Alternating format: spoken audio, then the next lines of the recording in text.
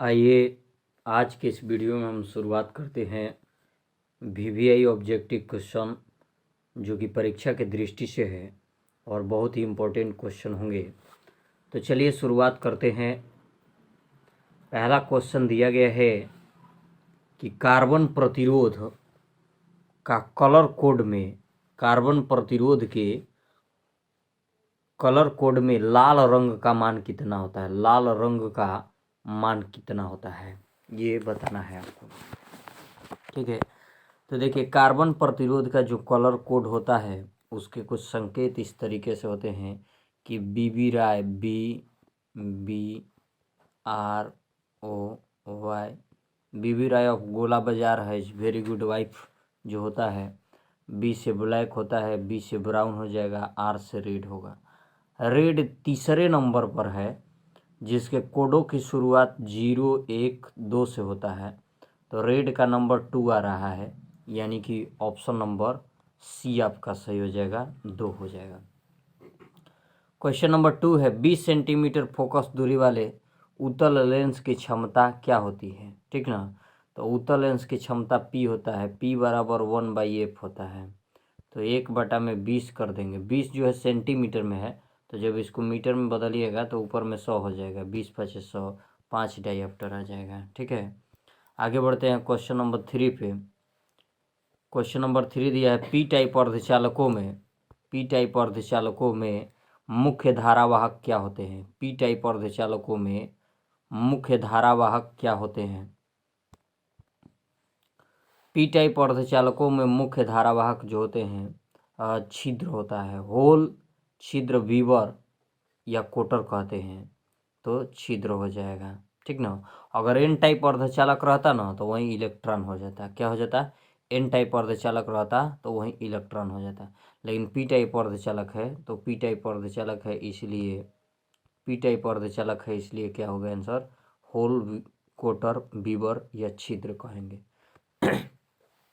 इसके बाद है क्वेश्चन नंबर 4, लॉरेंटज बल के लिए कौन सा व्यंजक सही है। देखिए, लॉरेंटज बल के लिए कौन सा व्यंजक सही है। F बराबर EQ + QVB sin थीटा। पहला ऑप्शन जो दिया गया है वो सही हो जाएगा आपका। EQ प्लस ये Q से मल्टीप्लाई हो जाता है, QVB sin थीटा हो जाएगा। ऑप्शन नंबर ए बिल्कुल सत्य है। आगे बढ़ते हैं। अगला क्वेश्चन दिया गया है 5 नंबर, नाभिकीय से यानी नाभिक से अल्फा कण उत्सर्जित होने पर परमाणु संख्या कितना से घट जाता है। मतलब नाभिक से अल्फा कण उत्सर्जित होता है तो परमाणु संख्या कितना घट जाता है। देखिए, जब नाभिक से एक अल्फा कण का उत्सर्जन होता है तो उस स्थिति में परमाणु क्रमांक का जो मान है 2 अंक पीछे हट जाता है, और परमाणु द्रव्यमान संख्या का जो मान होता है वो 4 अंक घट जाता है। यहाँ पे परमाणु संख्या पूछा गया है, अर्थात 2 अंक घट जाता है। द्रव्यमान पूछा रहता तो कहते कि 4 अंक घट जाता है, ठीक है। आगे बढ़ते हैं। अगला क्वेश्चन है क्वेश्चन नंबर 5 में। क्वेश्चन नंबर 5 दिया गया है कि क्वेश्चन नंबर 5 पे कैथोड की किरणें होती हैं। कैथोड की किरणें क्या होती हैं? कैथोड की किरणें क्या होती हैं? इलेक्ट्रॉन होती है, न्यूट्रॉन होती है, प्रोटॉन होती है या फोटॉन होती है। तो कैथोड की जो किरणें होती है वो इलेक्ट्रॉन होती है। कैथोड की किरणें क्या होती है? इलेक्ट्रॉन होती हैं। इसके बाद है क्वेश्चन नंबर 7, किलोवाट घंटा का मात्रक होता है। किलोवाट घंटा किसका मात्रक होता है? तो किलोवाट घंटा जो है ऊर्जा का मात्रक होता है। निम्नलिखित नाभिकों में कौन सबसे कम अस्थायी है? 2He4 जो है सबसे कम अस्थायी नाभिक है, ठीक है। आगे बढ़ते हैं क्वेश्चन नंबर 9 में। यौगिक सूक्ष्मदर्शी की नली की लंबाई को बढ़ाने पर, यौगिक सूक्ष्मदर्शी के नली की लंबाई को बढ़ाने से आवर्धन क्षमता का मान हो जाता है। आवर्धन क्षमता का जो मान है वो बढ़ता है, ठीक है। आगे चलते हैं क्वेश्चन नंबर 10 पर। प्रकाश का वेग महत्तम होता है। प्रकाश का वेग महत्तम कहाँ होता है? हवा में, शीशा में, पानी में या निर्वात में? तो महत्तम सबसे ज़्यादा होता है निर्वात में। 11 नंबर क्वेश्चन है व्यतिकरण फ्रिंज की चौड़ाई का व्यंजक क्या होता है। व्यतिकरण फ्रिंज की चौड़ाई का व्यंजक होता है बीटा = कैपिटल D लैम्बडा बटा में स्मॉल d होता है, ठीक है। तो ये 11 क्वेश्चन हो गए। अगला क्वेश्चन होगा आपका 12 नंबर। ए मीटर का प्रतिरोध होता है, ए मीटर का प्रतिरोध जो होता है बहुत कम होता है। सही आंसर क्या हो जाएगा, बहुत कम, ऑप्शन नंबर सी हो जाएगा। इसके बाद है क्वेश्चन नंबर 13, स्मोलेम द्रव्यमान और भी वेग से गतिमान कण का तरंगदैर्ध्य होता है। ठीक ना, देखिए मैं आपको बिल्कुल हल करके बता देता हूँ। ई बराबर होता है एच न्यू, ई बराबर क्या होता है, एच न्यू होता है, और न्यू बराबर होता है सी बाई लेमडा। तो यहाँ हम लिख देंगे सी बाई लेमडा, तो एच सी बाई लेमडा हो जाएगा। अब एच सी बाई लेमडा में को ये ई को एम सी स्क्वायर के रूप में बदल देंगे, ई को किस में बदल देंगे, एम सी स्क्वायर के रूप में। आपका आंसर आ जाएगा लेमडा बराबर एच बाई एम भी, लेमडा बराबर क्या आ जाएगा, एच बाई एम भी। ठीक ना, ऑप्शन नंबर बी हो जाएगा, लेमडा बराबर एच बाई एम भी हो जाएगा, ये सही आंसर हो जाएगा। आगे बढ़ते हैं क्वेश्चन नंबर 14 पर। क्वेश्चन नंबर 14 आप देखेंगे बिल्कुल स्पष्ट है। 14 नंबर क्वेश्चन दिया गया है कि संयुक्त सूक्ष्मदर्शी की आवर्धन क्षमता के लिए कौन सा सही व्यंजक है। संयुक्त सूक्ष्मदर्शी की आवर्धन क्षमता के लिए इसमें से कौन सा सही व्यंजक है। तो कहेंगे कि संयुक्त सूक्ष्मदर्शी की जो आवर्धन क्षमता का व्यंजक है ऑप्शन नंबर ए हो जाएगा, कैपिटल एम बराबर माइनस एल बटा में एफ हो, कोष्ट में 1 प्लस डी बटा में एफ ही हो जाएगा। ठीक है, तो ये सही आपका आंसर हो जाएगा। आगे बढ़ते हैं क्वेश्चन नंबर 2 पे। क्वेश्चन नंबर 2 दिया गया, प्रकाशिक पथ बराबर होता है, प्रकाशिक पथ किसके बराबर होता है। तो पहला ऑप्शन सही हो जाएगा, प्रकाशिक पथ की जो लंबाई का सूत्र होता है वो होता है अपवर्तनांक गुणे पथ की लंबाई। पहला ऑप्शन हो जाएगा अपवर्तनांक गुणे पथ की लंबाई, यानी ऑप्शन नंबर ए बिल्कुल सही जवाब होगा। आगे बढ़ते हैं क्वेश्चन नंबर 16 पर। क्वेश्चन नंबर 16 दिया गया है, क्वेश्चन नंबर 16, प्लांक स्थिरांक की बीमा है, प्लांक नियतांक का बीमा, बीमीय सूत्र जो होता है वो बताना है कि प्लांक नियतांक का बीमीय सूत्र क्या होता है। ठीक ना, तो एक मिनट ध्यान दे लेंगे। 16 नंबर क्वेश्चन का आंसर हमने आपको बताया, 15 नंबर क्वेश्चन का आंसर बताया, ऑप्शन नंबर ए हो जाएगा अपवर्तनांक गुणे पथ की लंबाई। इसके बाद 16 नंबर है प्लांक नियतांक या स्थिरांक कहिए। तो प्लांक स्थिरांक का बीमीय सूत्र क्या होता है। देखिए प्लांक नियतांक का सूत्र होता है ऊर्जा बटा में आवृत्ति। ठीक ना, तो ऊर्जा का सूत्र जो होता है वो होता है M L square T power -2 आवृत्ति का होता है टी पावर -1। अब टी पावर -1 जब ऊपर जाएगा तो ये टी को कैंसिल कर लेगा, एक टी कैंसिल होगा तो ये क्या हो जाएगा, -1 हो जाएगा। इसको हम हटा देंगे, टी के पावर -1 हो जाएगा। तो इसमें आप देख लेंगे ऑप्शन नंबर ए आपका सही आंसर हो जाएगा, M L square T power -1 हो जाएगा। ठीक है, पहला ही ऑप्शन सही हो जाएगा। लोहा होता है, 17 नंबर क्वेश्चन है, लोहा क्या है, लौह चुंबकीय, अनुचुंबकीय, प्रतिचुंबकीय, अचुंबकीय। लोहा लौह चुंबकीय होगा, ऑप्शन नंबर सी सही आंसर हो जाएगा। 18 नंबर है, एप्सिलॉन जीरो का मात्रक क्या होता है। एप्सिलॉन जीरो का मात्रक होता है फैराड मीटर के पावर -1 होता है, फैराड मीटर के पावर -1 होता है। क्वेश्चन नंबर 19 दिया है, 1 वोल्ट बराबर होता है, 1 वोल्ट किसके बराबर होता है। तो देखिए 1 वोल्ट जो होता है जूल प्रति कूलाम, 1 जूल प्रति कूलाम के बराबर होता है, क्योंकि वी बराबर होता है ना, वी बराबर W/Q होता है। वी बराबर क्या होता है, वी बराबर होता है W/Q होता है। तो 1 वोल्ट बराबर हो जाएगा 1 जूल बटा में 1 कूलाम। ठीक है, वी बराबर 1 जूल बटा में 1 कूलाम होता है।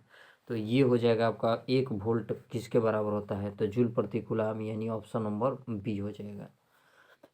अगला क्वेश्चन दिया गया है 20 नंबर कि एक गरम तार ए मीटर मापता है, प्रत्यावर्ती धारा को मापता है कि प्रत्यावर्ती धारा के मूल माध्यम वर्ग मान को। तो ऑप्शन नंबर बी सही हो जाएगा, प्रत्यावर्ती धारा के वर्ग माध्यम मूल मान, option number B, option number B, प्रत्यावर्ती धारा के वर्ग माध्यम मूल मान को मापता है। ठीक है, आगे चलते हैं क्वेश्चन नंबर 21 पर। अपचाई ट्रांसफार्मर में कौन सी राशि घटती है। अपचाई ट्रांसफार्मर रहेगा तो कौन सी राशि का मान घटता है।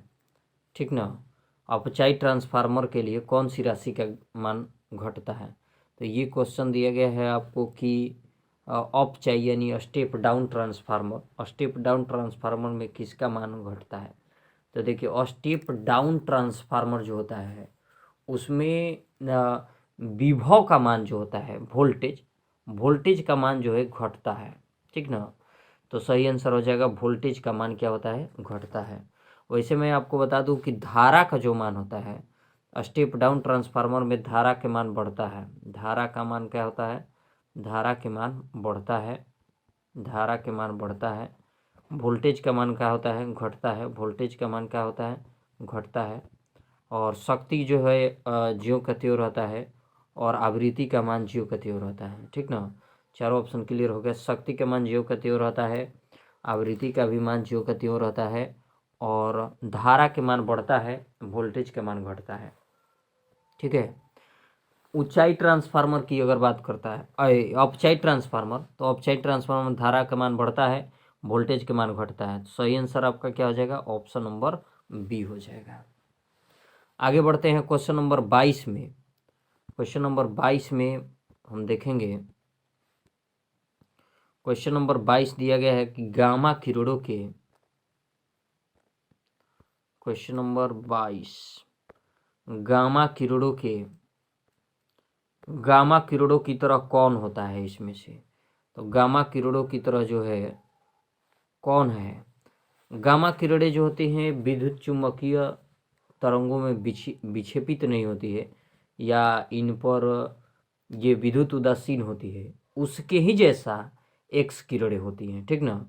गामा किरणों की तरह कौन सी होती है? एक्स किरणें, क्योंकि यह भी विद्युत चुम्बकीय क्षेत्र में विक्षेपित नहीं होती है और इन पर कोई आवेश नहीं होता है, इसलिए हम कहेंगे कि एक्स किरणों की तरह ही गामा की किरणें होती है। क्वेश्चन नंबर 23 दिया गया है कि विद्युत चुम्बकीय तरंगों की खोज की प्रकृति।